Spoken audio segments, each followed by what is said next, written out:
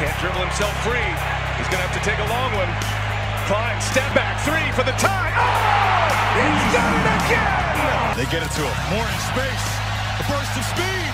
A first down for Purdue. He's still going. More. Cuts back. Touchdown!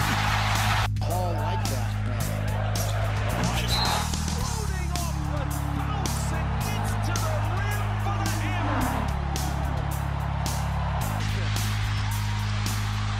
Each one more.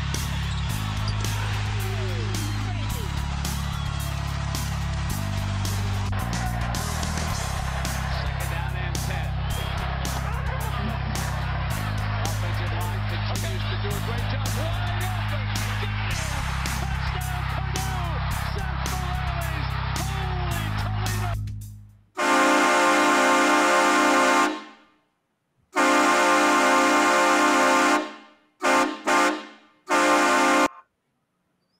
Shoot, yeah, hey, let's go. That's awesome.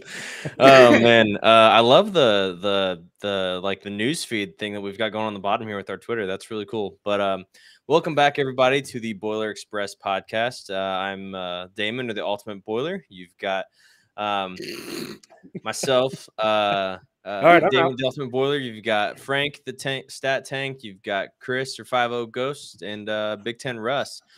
And so we have a lot to talk about today. We were actually in our group chat earlier today, kind of trying to figure out what we were all going to cram in here, because we'd like to keep it at an hour. I know we don't always stick to it, but we'd like to try our best to keep to that hour mark. But yeah, we're going to talk. People say there's a conspiracy out there that we had a football game this past weekend. I'm not too sure about it. I haven't seen any evidence of that. I thought we had that rare back-to-back bye week. Right. Yeah, that's what I was thinking too. So did our team. We're going to talk a little bit about Illinois coming up next week. Purdue in a wacky scenario is still somewhat in it for the West. We're going to talk a little bit basketball, and then good old Russ is going to lead us into another draft where we're going to keep our lunch money today. I'm going to get my ass handed to me again. Go. Yeah. but yeah, so thank you guys for all tuning in tonight. I appreciate it. And yeah, we're going to briefly talk about Iowa. Everybody was pretty bummed out about the game. Didn't turn out how we wanted to. You could chalk it up to a lot of things. You could chalk it up to it's the weather game. We all know that that's Brahms' weakness. You could chalk it up to play calling, a lot of different stuff. But, there was some good stuff in there too. And Frank, if you want to chime in a little bit with that, that'd be great. Yeah, I mean, almost everything went wrong. I think we all know that for those who went to the game. But some kind of takeaways, the things that went right. We did run for 116 yards, which is impressive. I think we had something around 30 carries. Maccabi continues to do really well, 4.6 yards per carry against the second best defense in D1. They're allowing something around 3 yards per carry, so that was impressive as well. And he's just so shifty, It's like his ability to get change direction is almost unparalleled. Actually was our best pass blocking game of the season. Only gave up 1 sack and 5 hurries. Lawrence Johnson looked pretty good on the interior, had a couple sacks, and I think we kind of saw a resurgence of Sanusi Kane as well. He was definitely hitting with authorities and definitely made a few hits that kind of made the crowd kind of go ooh, or whatnot when he laid the hit. But outside of that, not a whole lot else went well. Giving up 200 yards to one running back after having a pretty stout run defense all season. That was surprising to see. And there's definitely some restlessness among the crowd as well. I did make the trek up for that game, and there were a lot of boos after 3 and outs and whatnot. Yeah, it was just not a fun atmosphere by the end of the game. But I think we can definitely turn things around and just on to Iowa or Illinois. Sorry, on to Illinois. Yeah, That's awesome. really erasing the game, Frank. Yeah. It's one that I just want to forget, honestly. But I will say that the wind was unreal. I mean, just absolutely unreal. Being there, I was getting hit by concessions, pizza boxes in the back of my head, and I was having my hat blown off constantly, and the field, things are getting blown all over the field, and Yeah, it looked like a punts trash are being pile on kicked to the TV. right side and then going out of bounds on the left side, and it was crazy. I mean, that being said, Iowa didn't seem to struggle to pass in the wind, so it just wasn't our day for sure. Burn the tape. Yeah, so Yeah, I Frank, definitely- I have a question for you. Definitely, it seemed like, and I know it kind of came out towards the end of the week. I don't think we covered in the podcast, but our secondary is just so banged up. We put 2 guys who are not even close to 100% on the field, and you Yeah. could tell they were just a half a step slow the entire day.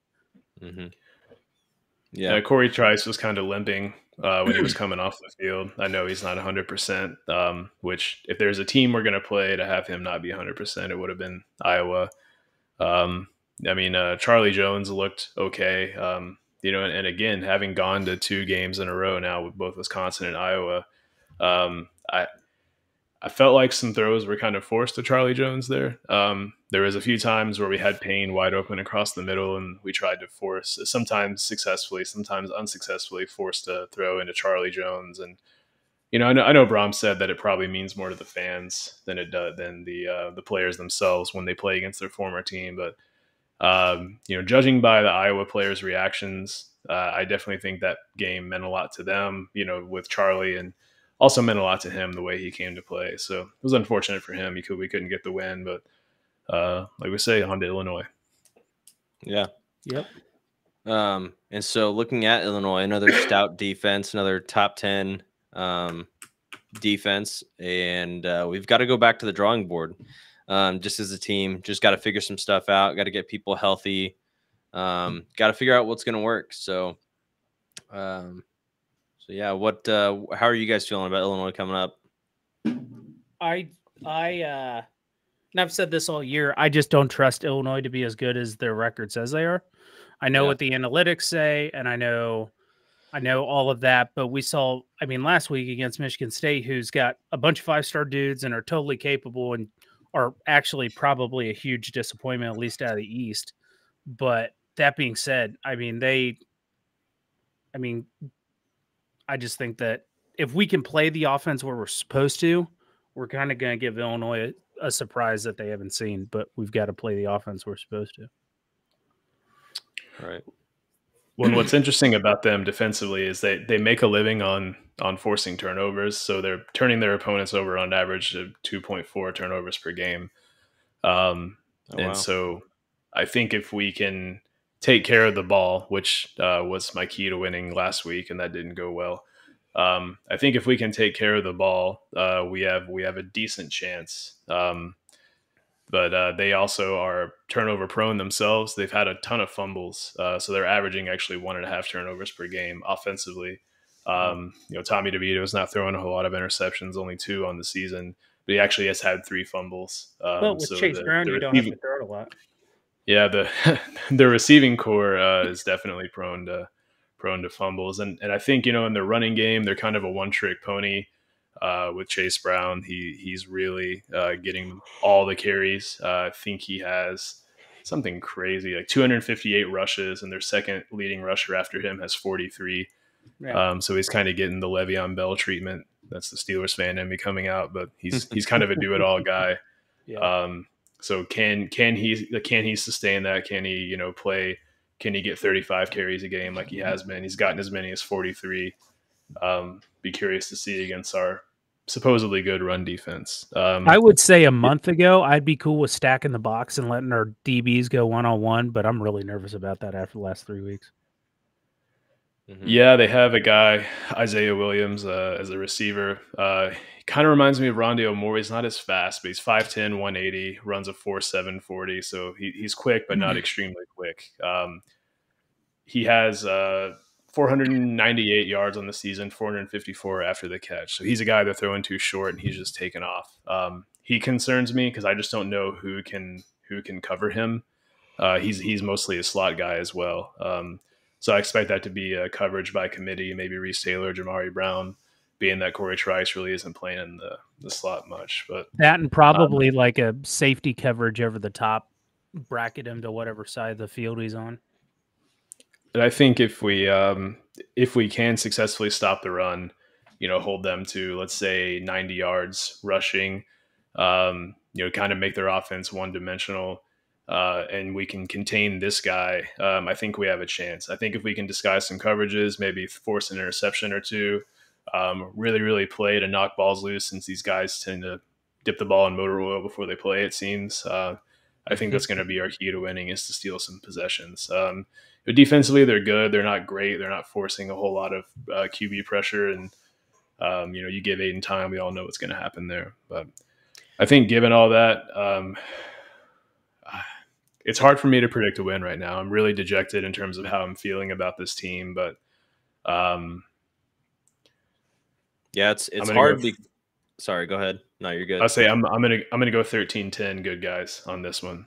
I think it's going to be a low scoring affair. And the defense regains my trust. Yeah, it's just hard because, even just after the Nebraska game, there was so much hope and there still is. We still very well could go 8-4, which is, again, funny now thinking about, introspectively, where this team was just a few years ago versus now. We're all upset about a potentially 8-4 season instead of 9-3, because 9-3 just looks so much cooler than 8-4. It really does. But it's a really cool place to still be in. Good problem to have. Yeah. And I will say somebody, I can't remember who I saw on Twitter, said, it'd be the most Purdue thing for Purdue to win out for the rest of the year and then not make it to Indy, maybe get a share of the title, but still not make it to Indy, just based off of, all the ties that we've got going on in the Big Ten right now. But yeah, it is, I agree with you, Frank. It's hard to be super positive about football right now, because I think it's hard for us to get behind football when football doesn't seem like the team doesn't seem like they're getting behind themselves. And again, there's lots of injury. There's a lot of things that are attributing to that performance last week. There's the weather, there's injuries, there's a lot going on there. But it just felt like, there was like not much, that I remember that first drive, that first, first few plays was like, oh, wow, this is awesome. This is a great start. And then it just feels like we never picked it up after that. And so I'm really hoping that they can switch it around. I know Brom has been able to switch it around before. I remember what was the year? Was it 2018 or 19, the Ohio State game, when we started the year off 0-3 and then won 4 straight? I think we started that year losing to like Eastern Michigan. I was just looking at that. Yeah. So, he's got the track record of starting off, kind of sliding and then picking back up. But, we'll see with it being this early in the year, or with this late in the year, with all the injuries that have occurred, kind of a lot it could be a lot to overcome, I should say. And so I think right now, at least the way I feel like I'm feeling, and Frank, the way you're feeling, might be just kind of like prove it to us, show us that you want it and want to fight for it. And so yeah, hopefully they come out fighting, hopefully they come out swinging, and we see this Jeff Brom offense that we all have come to know and love over the last few years. So yeah, I'd say, also, I'm looking at the stats here from their game against Michigan State. Something that's really sticking out to me: total yards. Michigan State only had 294 total yards of offense. Illinois had almost 500, and still, didn't pull it out. So I find that, and then they also had 25 first downs compared to Michigan State's 17. So yeah, they actually averaged 10 more first downs per game than their opponents, which is crazy to think about. That is wild. And what's crazy is that team was 7-1 going into that game, and they still couldn't sell out Memorial Stadium. With their only loss to coming to Indiana too. That's even crazier. And one thing that inspires me, that makes me think that this could be a turnaround game for us, is Brom's demeanor in that press conference. He was trying his hardest to contain his anger.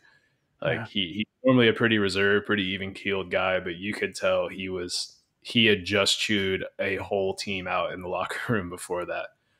And I think it just has to do with a lack of execution, not a lack of game plan or not a lack of play calling. It's just a lack of execution. And he was pretty harsh on Aiden, comparatively speaking. Normally he's pretty reserved, and he said, he got the ball out of his hands too quickly, and missed a wide open guy, didn't give him time to get open. Another guy, threw the ball right over his head, and on an easy check down, and was fairly critical of him in that regard. So I think it's going to be a different week of practice for them. And he flat out said, we're not as good as we think we are. And I think that's kind of a reality check, because you can cast off the Wisconsin game and say, oh, that was a fluke, but back-to-back flukes, maybe it's not a fluke. Right. I think. Yeah. And I would, you're good, Russ. Go ahead. I would say, I don't like giving predictions too, especially when I don't feel good about a win, Frank. So I'm just going to say, like, the keys to the game, echo what Brom's saying, or at least read into what he said in the post-game press conference. On offense, I think it's as simple as AOC goes is how we're going to go. Because like you said, we still did decent on the ground against Iowa, but it was his reads and some of his force feeds that basically cost us that game. We actually, speaking of first downs with Illinois and Michigan State, we had more first downs than they did. Like I think by 2 or something like that. We had more first downs. And if you watch just the highlights, we had spark plays. Charlie Jones did make some plays, big catches. But, it's the bad reads, the force feeds that I think gets AOC in trouble. And maybe it's getting to his head that he could be a draft pick. He could be a second or third day pick. And so he's trying to really show off and do really well and maybe get his boy Charlie Jones there with him. And maybe that was a reality check with Iowa of like, hey, this might be all you get. So you might want to just try to win this game. And you might want to do what needs to be done to win this game. So on offense, I think that's as simple as it is for the keys of the game on offense. Is he going to take care of the ball and make the right reads and be patient enough? On defense, I wouldn't say stop the run, Frank. You said stop the run, but we've stopped the run. We talked about, especially like Syracuse, it's the big plays that throw off our averages. We stop them 90% of the time. It's those big plays where we miss 3 or 4 tackles and they bust one. It's the fundamentals. So on defense, if we play fundamentally sound and we keep those big plays under wraps, then yeah, I could see another battle where it's 13-10 or 17-14 or 16-13, something like that, and gets us kind of back on the right side of the mojo. And Northwestern and I use some good medicine to close the season out with, and then maybe we can have some momentum going into a bowl game. So agreed. Yeah, you are right. We've done a good job stopping the run. We did in this last week, but Tommy DeVito, he's a kind of a Russell Wilson type in that they're not really drawing up plays for him, but he can tuck the ball and run. So as soon as there's no option, he's good to just tuck it and run, which, we saw what happened with Garrett Schrader in that regard. The majority of Syracuse's rushing yards came from him. But I like your take, Russ, just contain the big plays. So we talked about it a little bit earlier today, and I kind of want to challenge you on it, Frank, because you just mentioned a little bit ago saying that, you felt okay or good, with Coach Brom's play calling. And in my opinion, I was kind of a little frustrated. It seemed like, I didn't get to watch the full game. I didn't get to watch a lot of the second half, just doing other, family stuff. But it looked like, especially I think one set of plays that comes to mind is at the end of that first half, 3 pass plays in a row when you're on the 2 or 3 yard line instead of running with Maccabee when Maccabee's the one that got you down there on the previous play. So, and then I think in the press conference, he said something like, I may have asked Aiden to throw it too much or something like that. And it's like, come on, man, take some more accountability than that. Well, he did put a lot of it on himself, but he did say that first play that was a kind of a post fade, I think to TJ Sheffield, was actually an RPO, and Aiden made the wrong read. He flat out said that Aiden. He said next time I should just call a run play. Yeah, I shouldn't give him that option. I guess I gave him that option, and he had that right. But next time I'll just call a run play. Yeah, well, and then you couldn't really hear it on TV, and I did go back to watch, but on that third down, the crowd was chanting "Run the ball." I mean, that was I just kind of like had to put my head down. It's like, all right, used to, and then he, Aiden takes a sack. So that was definitely a tough series, but I stand by Brom's play calling. I really do. The guy knows what he's doing. It's one of those scenarios where if it works, you look like a genius. If it doesn't, you look like an idiot. And sometimes you're going to be, it's a double-edged sword. Sometimes you're going to be on both sides of that. You are going to be on both sides of that. He's a little risky and gutsy with his play calling, but it's either going to win a game. It may cost us a game as well, but I don't think he should change. I think that the play calling on like the first and goal or whatever, it made sense from the standpoint that Maccabee's not an outside running guy. So if you hand it to him, 95% of the time, he's going pretty much straight up the middle in between the tackles. So now there's stuff in the middle of the box, and we're still going to lose yards where you can at least with a pass maybe get some more opportunities. That said, you could have ran a jet sweep with Deion Burks or Sheffield or somebody, you know. So there's a lot of what ifs, but yeah. I think that it's back to basics a little bit this week. I think it's just getting back to, and by back to basics, I also mean back to basics in the trick plays. We just haven't seen a lot of the gadget plays or squirrely plays that we normally see. And I understand when things aren't going right, you don't want to throw it out there. But at the same time, I'd like to see one or two just because that helps. That's a momentum shifter. You know what I mean? If you get a big 60-yard play because of a triple flea flicker option punt pass, then, you know, you shift that momentum a little bit and go from there. But sorry, were you? My bad.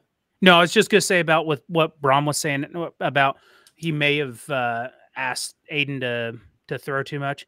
I think that's the best way of him saying I screwed up without being like I totally shit the bed play calling.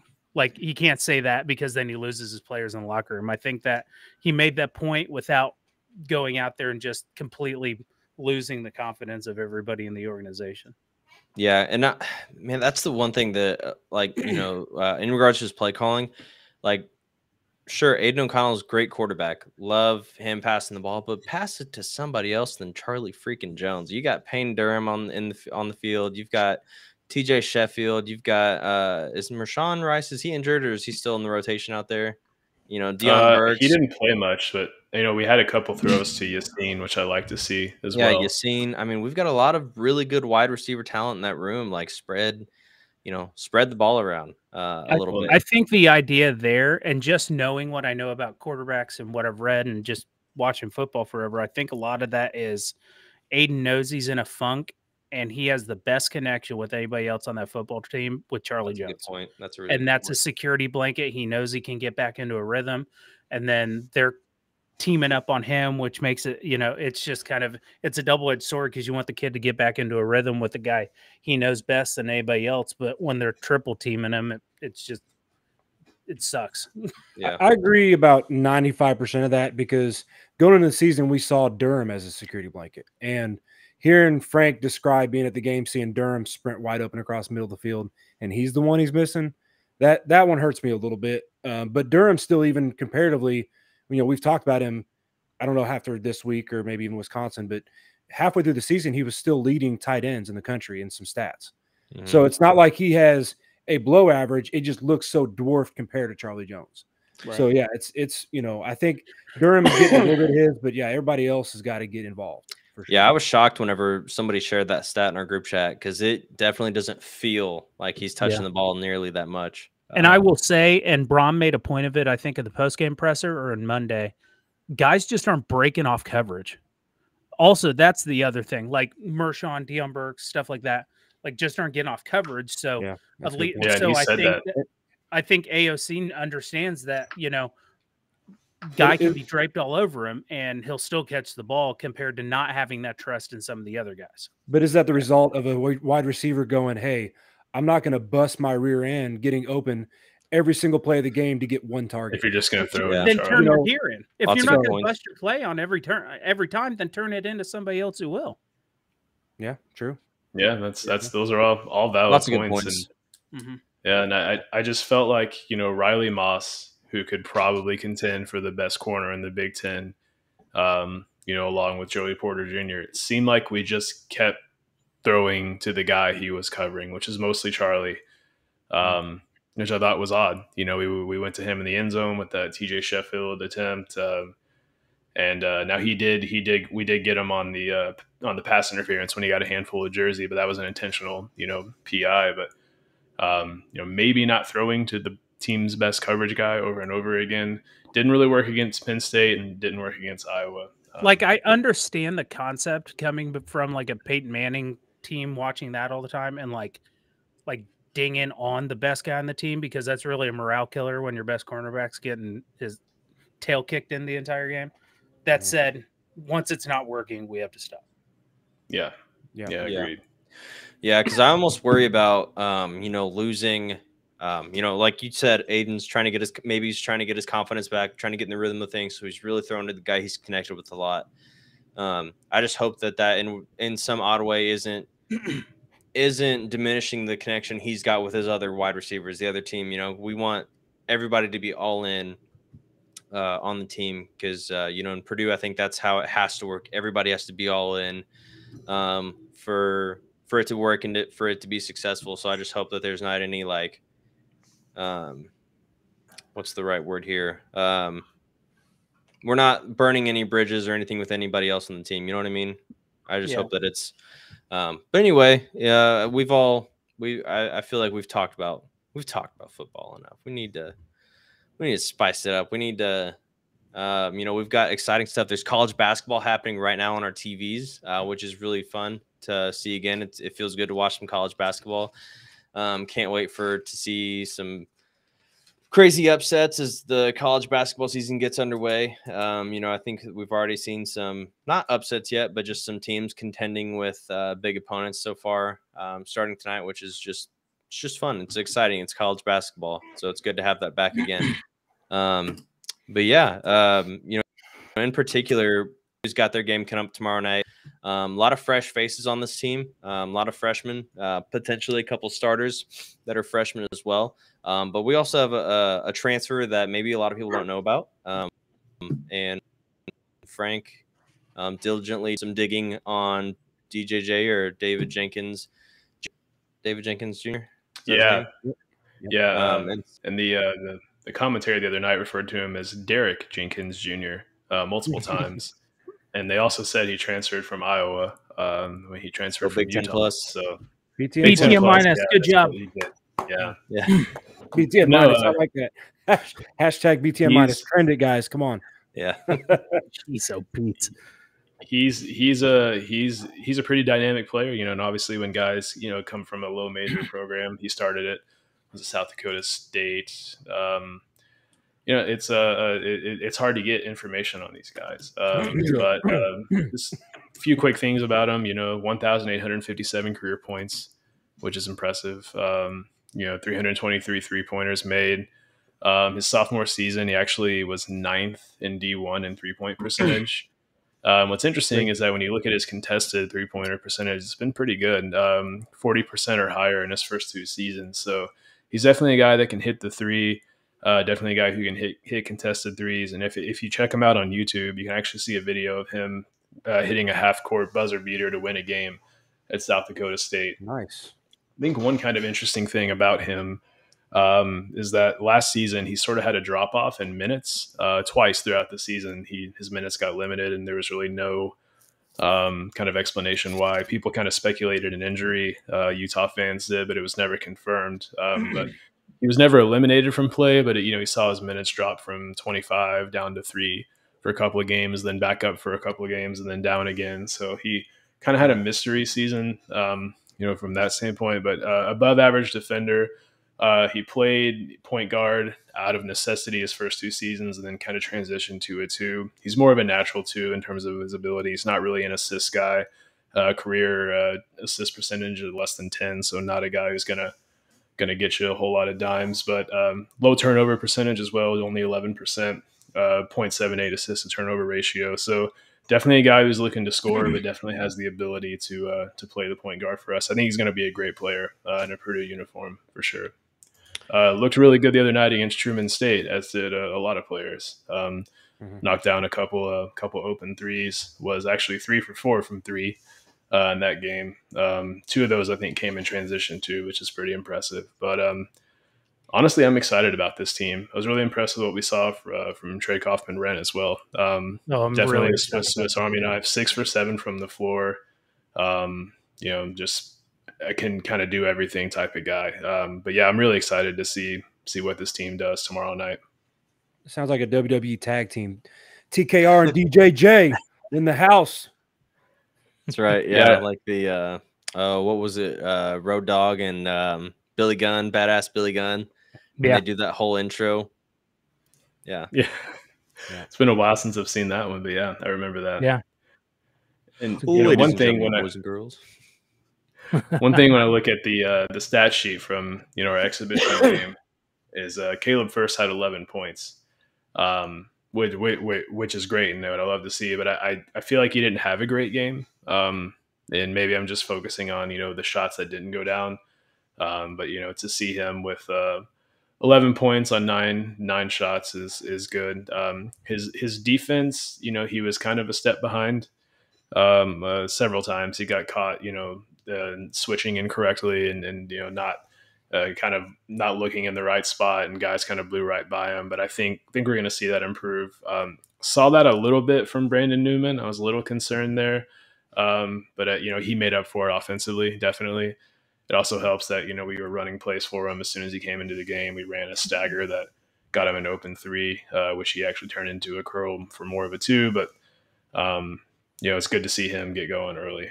But it seems like that the defensive stuff for Newman seemed like it was way more in the first half, but the second half it seemed to flatten off.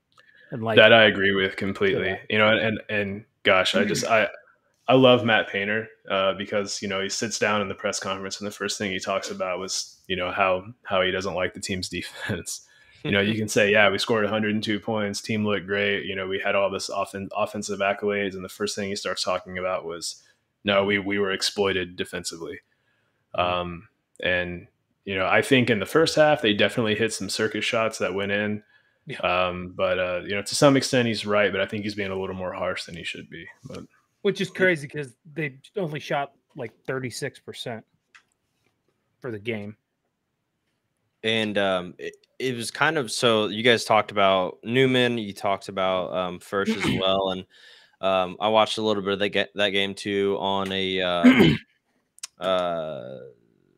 I don't know, somebody had just a stream of it going on Twitter. It was like a Periscope of the game. I found it was all right. The guy was like commentating over the game the whole time, which was whatever, but I just muted it. Can't be any worse than BTM minus. Yeah, that's not a bad take at all. But I think the guys that maybe struggled on defense a little bit or just maybe didn't look as crisp and clean, I feel like they're just kind of shaking off the cobwebs of last year, kind of because I think this team's dynamic is a lot different this year than last year's. And I think that like you guys both said, those are going to get corrected. I think pretty quickly, hopefully. So I'm hoping that that's just kind of lingering from maybe last year, and then it'll tune up as the season goes on. Cause I definitely think it will. I think I love Braden Smith as a defender. He was in, as soon as the guy crossed half court, he was in his grill the whole time. I mean, it was just awesome to watch. And that was an exhibition game too. So super exciting stuff. I thought he had a good game. He's got a really good vision as well. He is always looking for somebody open. He's, to sometimes his disadvantage where he's just throwing the ball and the guy's not ready for it at all. I think that I saw him try to pass to Fletcher Lawyer, and Lawyer wasn't even looking his way. Lawyer was wide open, but he was still cutting to, I think, the corner of the corner three, instead of being there for the open pass. So I think they're going to tune that up as they practice together and build that chemistry. But I think he's got great. I'm so excited for Braden Smith to put in short. It's an interesting to say that because I was also incredibly impressed with Braden Smith's performance, and to talk about sing praises of this guy, and he had 0 points, and so to talk about how impressive he was, for a guy who didn't score a point. He's 0 for 2 from the floor, so it wasn't like he was, throwing up a bunch of shots. But man, those no-look passes were just so impressive. And, we couldn't really get one to go down. I know one, they blew a whistle due to an injury right when Morton caught the ball right into the basket. Yeah. Another one, Gillis caught and then kind of had to navigate around a defender to go up for the layup. So it wasn't, an immediate assist. But yeah, he looks good. He's quick. He's always looking for, the open guy, and he definitely has a high basketball IQ. That's for sure. And, to talk about the other freshman, Lawyer going 1 for 7. Painter said in the press conference that he can make all those shots that he took. So that I'm not really concerned there, especially at this point. But I'll be curious to see if both of those guys start this season opener. I don't know if that was a let's get these guys experience, type of call to put them in the game, or if they actually will be starting. But regardless, I'm confident, and I'm confident in this team and anyone we have on the floor at this point. Yeah, and to take a quick step back on Braden Smith, and I know I'll close the door on that. You talked about him not having any points and us singing his praises, and I think he looks like a true point guard. Like, he's a floor general. He's looking, he's looking for the play. He's not necessarily looking for the points, which is really cool, because I think it's been a little bit since maybe Purdue's necessarily had that. So I think that's really neat. But and his defense was really good to me. Like, I felt like he moved his feet really well. He stuck on the guys. I would love to know what Chris Kramer thinks about him, because I kept thinking about Chris the whole game. We'll just have him on the podcast. Yeah, absolutely, Chris. If you're listening, or when you listen, I should say. Because I think he is in Israel, so I think it's a little bit of a time change. Yeah. Right. One thing I think is worth mentioning too: 4 turnovers. Yeah, 4 turnovers. Yeah. It's the fewest in an exhibition game under Painter. So yes, it's an exhibition game, not maybe the greatest team or the greatest talent we played against, but it's the fewest in Painter's 17 seasons against an exhibition opponent. So Coach Brantley was on the Painter show this evening. You know that if you've listened to that, and then you're coming to listen to us. But one of the insights he gave was that he thinks this is going to be that kind of team that takes care of the ball and does the little things right. That last year's team knew how talented they were. They knew how much they could overcome things with their offensive firepower, and they maybe didn't do the little things as well because they didn't focus on them. And there was also this feeling in the room last year that that's going to catch up to them, and it did at the end. But this team is not going to do that. This team, I think, is going to be much more focused on taking care of the ball, doing the little things, playing your role, because there's not one guy that, we've got some dominant guys in Edey and some returning guys that we know what they could do and bring to the table. But it's going to be more of a team and cohesive group. And Brantley said that too. Coach Brantley said this feels much more of a group and family feeling than last year. Said last year they were close, yes, but, every team's kind of close and has a family atmosphere, but that this team really, really has a certain mesh to them that he's excited to see go throughout the year. And the last note I'm going to make on Lawyer and Smith. So Braden Smith played purely point guard, and we were impressed with how he played. But do you know who led us in assists? Fletcher Lawyer. I can tell you. Yeah. Fletcher Lawyer. So it's impressive. Yeah. Yeah. But also Braden Smith had 6 rebounds.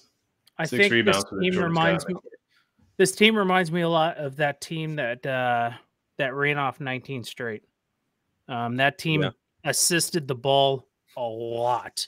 Like, the assist to shot made ratio was damn near 1-to-1.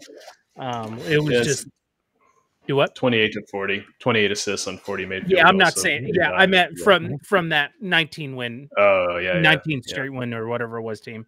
They did a lot of that, and this team kind of going back to how much Painter said that this team's almost unselfish to a fault. I think it'll be good. This team feels, and I've said it once, I'll say it 100 times. We don't have that one guy that's going to backpack the rest of this team. And I think that's going to make a lot of guys step up because they know they can't take an easy night because the star first round lottery pick is going to carry the weight. Yeah. I'm really excited about this year because I personally don't have expectations, not because I don't think that this team can't do something really cool, but there's just a lot of unproven stuff going into this year. And so, I think this year is going to be a really fun year. I think we're going to win some games. Maybe people don't expect us to win. I think, I think it's going to be a really fun year, a really good team building year. And then I'm not looking towards next year already, but I mean, hello, Miles Colvin Jr. I cannot wait for you to get here. And then mixed in with all these guys too, I think especially next year's team could really be a a contender. So I'm just excited for basketball. Somebody said maybe it was last year or this year, Painter's not rebuilding anymore. He's reloading. So he doesn't rebuild. He just reloads with the talent that he's bringing in. So I'm excited. Yeah. I'll be curious to see who, we know Wilberg is redshirting, but how that situation plays out. I listened to an interview with Painter that dropped tonight with, the intention or the expectation of hearing that. And he was asked about it and he said, no decisions have been made yet. So See, and I TBD. thought BTN, GBI, whatever it's called now, posted something the other day that Berg was. Yeah, I think Berg's the only one that's. I think it's Heidi and maybe some of the other iffies were not. Oh, maybe so it's speculated that Heidi is redshirting. Oh, okay. Sorry, I which was only 11 minutes the other night. Maybe but TBD on him still. Yeah. I don't think there's a big need for Heidi. Yeah. All right, so everybody, buckle your seats or. Buckle in, put your helmets on. Buckle your pants. Just gonna put a warning out there. We are doing another draft, so if you're mad about it, I'm so sorry. We're probably gonna disappoint you again this time, but hopefully you can just laugh at us and our picks if whatever, and just have a good time with it, and pick your teams along with us as well. Russ is gonna explain this draft. It's a little bit different than last time. It's still basketball related, but we're gonna have some fun with it. So Yokiro One Johnson. Yeah. Yeah, so we had, like we were talking about at previous episodes, that we're brainstorming and thinking up some new ideas for drafts, and we did have some football ideas we tossed around and different things, but on the tails of this last weekend, we thought, with basketball starting tomorrow, season opener, we'll do another basketball themed draft, but we're going to do it geared towards this season. So we're going to do a 3-on-3 squad with players from this year's squad. So as we just talked about, Berg's redshirted. He's the only one that's really off limits with him and Frost being out with the ACL. So aside from that, anyone's on the board.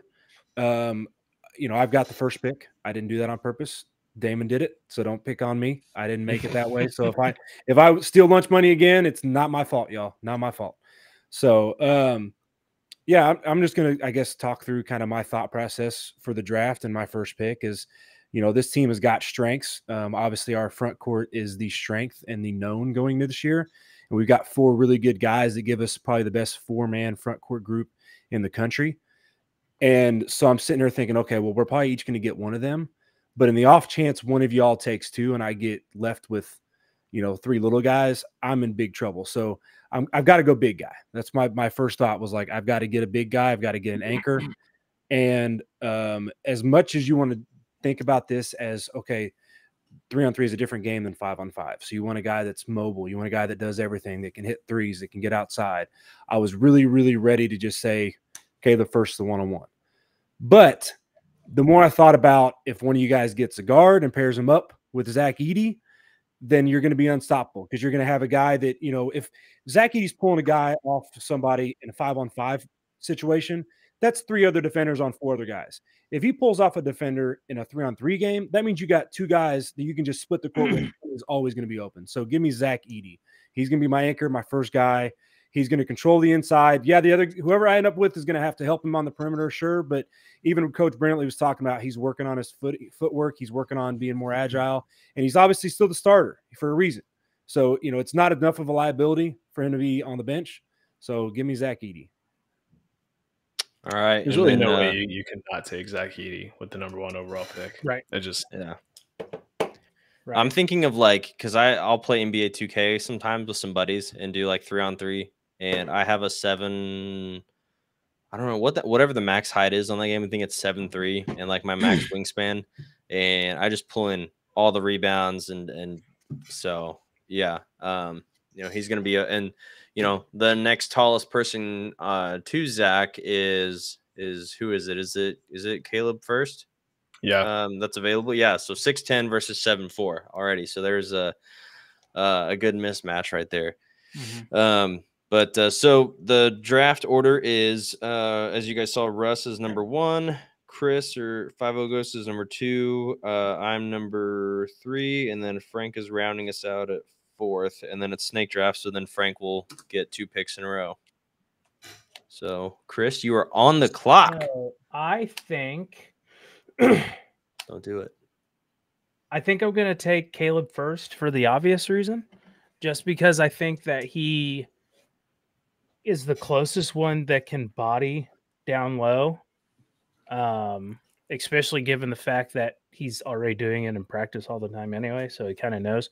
But also at the same time, he kind of creates a little bit of a matchup problem because First can run around like a little demon and cause him. I mean, we've seen some of those smaller guys, the stereotypical today's NCAA 5 compared to 1990s 5. And that's caused Zach Edey a little bit of trouble at times. That's why we switch out him and Travion at times. But that's my thought. Caleb first. I assumed you were taking Edey, so First was going to be my second. Yeah, I mean that like I told you, that was the only guy I was thinking about possibly over Edey for all the reasons you said. So that's a great pick, and it's actually going chalk on my board so far as 1 and 2. So good pick. Well. On Damon. Yeah, we know how good I do under pressure. Okay. Carson's not available. Yeah, I think I'm going to go with Director of Player Development, PJ Thompson. No. You cheating. Didn't you take 2 current guys in the 5-on-5 draft? So you should have this team on lock. Like you should know. Yeah, you're like halfway there. Here. Yeah. You know, I'm stuck between either TKR or Mason Gillis. Gillis is a proven glue guy. TKR is exciting. He's unknown, but had a great, freshman, or he had a great exhibition game. He's 6'9", so I think I'm going to go with TKR just based off of height. Somebody's going to have to go up against Edey and First, and he's going to have to be the guy to do it. And then he's just got a ton of promise, so I'm going to go with the redshirt freshman Trey Kaufman-Wren. Good pick. Great pick. Great pick. Well, and so that kind of leaves one obvious choice. Given that we are a front court, dominant team, I got to go with Mason Gillis again. I am so surprised. He's experienced as a redshirt junior. He's the hardest playing player on the court. Can do everything. Can score down low. Can shoot threes. Which you need. You need versatility.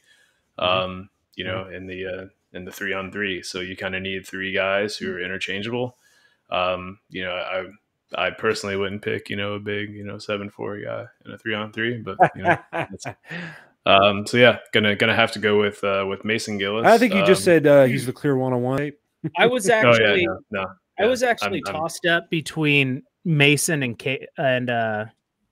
First, just for the simple fact that I was thinking of that like workhorse Grady Eifert type. Yeah, well, and speaking of interchangeability, Gillis is kind of a small 4. He's 6'6", but definitely a natural 4. And so to add some offensive firepower there, gonna add Brandon Newman. Oh, okay. Yeah. Okay. I thought you were gonna take the guy that you were talking up earlier, but okay. Yeah, TBD. But I'm going with tried and true. So I'm going to go with Brandon Newman. Again, another redshirt junior, a guy with a lot of experience. We all know he went through his woes last year, but just a guy who can hit the 3, over 40% career 3-point shooter. Just can't leave that experience on the bench for sure, or on the draft board, I guess. That's where your first pick there, or second pick of Brandon Newman, your first pick of the second round, to me was where the draft really started, because the big 4 men were my top 4 on the board. Right. You have to take one of them your first pick, and then after that it's like, okay, so where are you going to go? You can go with experience, you're going to go with new blood that's got a lot of hype, and what are you going to do? So yeah, Brandon Newman's a good pick though. He's definitely shown the most promise of anybody that's left as far as in a Purdue uniform, I think. So Ethan Morton, we're all pulling for. He keeps seeming to get that breakthrough, but Brandon Newman actually put up, freshman of the week, type of numbers and performances in the Big Ten his freshman year. So he's done it. We know he can do it. So Painter said a lot of the lack of offense from Ethan Morton has to do with him, though, with Painter. Just playing on teams that we just had so many dominant players, Trevion, Zach, Jaden, around him, that he expects Morton to take off offensively this year. I mean, he's capable of it. He was something like a 30-point average senior year in high school. Like he's a 4-star recruit. He can play the game. But he's really embraced his role, and I expect to see more from him. So it certainly wouldn't be a bad pick as well from versatility. You sound like you're just announcing Damon's pick here. Yeah. So Damon's on the board. With that being said, I love it. And with the second pick in the 2022 3-on-3 Purdue Boilermaker draft, I'm gonna have to go with the man, with the 6'7" guard, Ethan Morton, as my number 2. He's got the experience. He's just a really fun guy to watch play basketball, and I think he and TKR could just have some good chemistry together. I met TKR at an Insomnia Cookies one day on campus. Didn't say anything to him because I was too scared, but seems like a good guy. I don't know what any of that has to do with my pick, but yeah, I'm gonna go. It's a great anecdote, though. I appreciate it. Yeah. Dude, he was so. I remember I walked in and I was fanboying to a point that I'm not proud of. I just kept elbowing my cousin. Dude, it's TKR. It's TKR. He's like, what?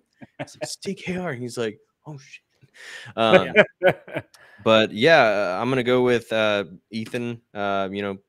Proven 3-point shooter.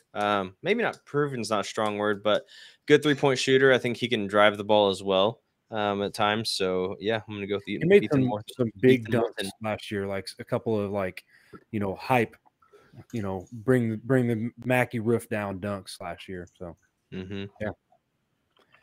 Well, Chris, you are up. Who's going to be paired with Caleb first? Hold on a second. Oh wait. All right. I think the next pick I'm going to have is, and this is, I don't know, this might shock you, this might not shock you. I think I'm going to go with Braden Smith. I think. No, it doesn't shock me.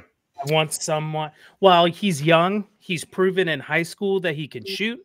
He's proven that, just in the game the other day, we counted 3 or 4 assists that probably should have been counted had there not been fouls or freaking other stupid crap or guys just not prepared for it.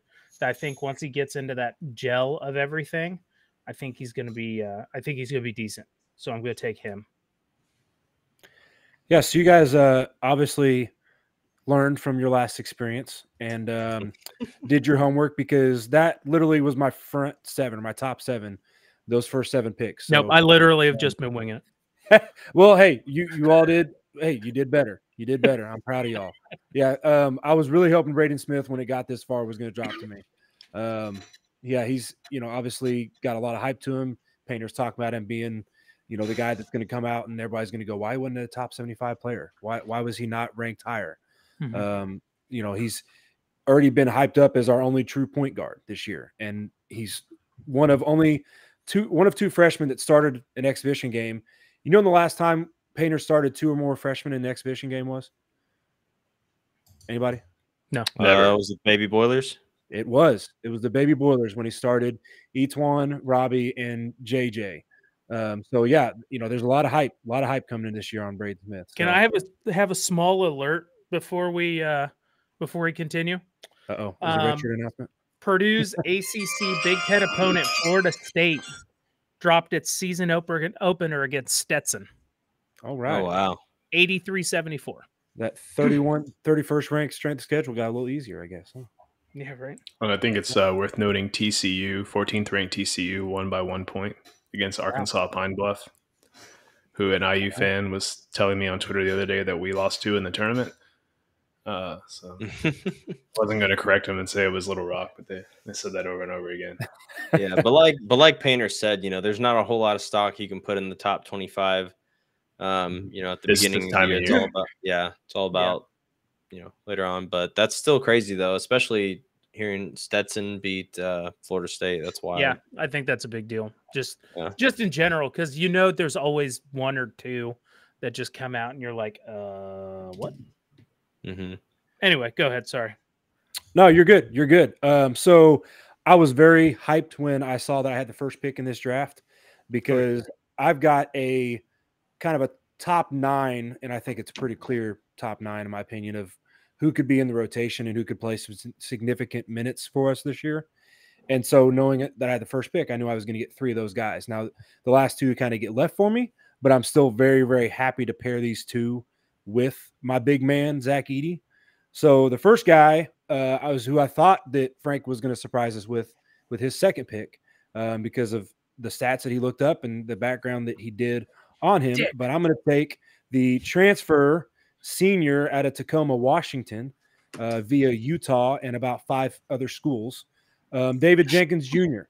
So he's going to be my guy he's going to find that open spot on the floor when Zach Edey's getting doubled, and Edey's going to kick it out, and he's going to have a nice wide open 3. So that's who I'm taking to pair with Edey first. And the second guy is the other freshman that we were talking about, starting with Braden Smith in the exhibition game. I'm going to take Fletcher Lawyer to round out my squad out of Fort Wayne. Yeah, I think one thing that's kind of stuck out about him last year, playing at the Power 5 level, he was 75% on open threes on off-ball screens. So he's a guy you have to respect his shooting ability when he's open. So really, really good pick there. Yeah. I guess I'm going to have to go with Brian Waddell because that's literally the rest of the other than Camden Heedy, there's really not. I mean, we're into walk-ons, so I'm going to go with Brian Waddell. Okay, Russ, can you feed me back your team again? It's Zach Edey. Yes, the winning team is Zach Edey, David Jenkins Jr., and Fletcher Lawyer. Okay. Yeah, really the 3rd and 4th pick gets screwed in this. I'm actually excited about my 3rd pick. Well, good. Right, I'll get to the other. I'll do that after we're done here. So my 3rd pick, my final person to round out this team is somebody that, maybe doesn't get a lot of minutes, but I think that anytime I watch them, I'm like, man, they could probably, if they were at maybe a lower level D1 school or school, they could probably, I don't know if start's the right word, but definitely be in the rotation. I just like the way that they play. I think they've just got a lot of just good movement. I'm going to go with Carson Barrett as my number 3. I really like the way he plays. I like when he comes in and just watching him because he just moves really well for a walk-on, for a guy that doesn't play a lot. I think he could elsewhere, so it's cool that he's here because he's also like a legacy player as well with his dad, I believe, playing for Purdue back in the day. So I'm going to round out my team with Carson Barrett. Yeah, I guess that leaves me with is this the last pick? Yeah. Mm-hmm. Yep. Yeah. I got to go with Fletcher Lawyer. Already got picked. Nice What? try. Russ Already has got Fletcher. Oh, he got picked? Nice. Okay. Yeah. Sorry, I must have missed that. I've been checking him off, and yeah. Well, I guess I'll go with Cam Heidi then. He was my backup. So, guy, he was hurt his senior year, didn't play a whole lot. I think he only played 3 games his senior year in high school, but extremely athletic. I think he has a lot of potential there. Was like 40% 3-point shooter in high school. So, yeah, I think with him, he will kind of round out my Swiss Army knife of a roster. 3 guys you can be, kind of be used interchangeably.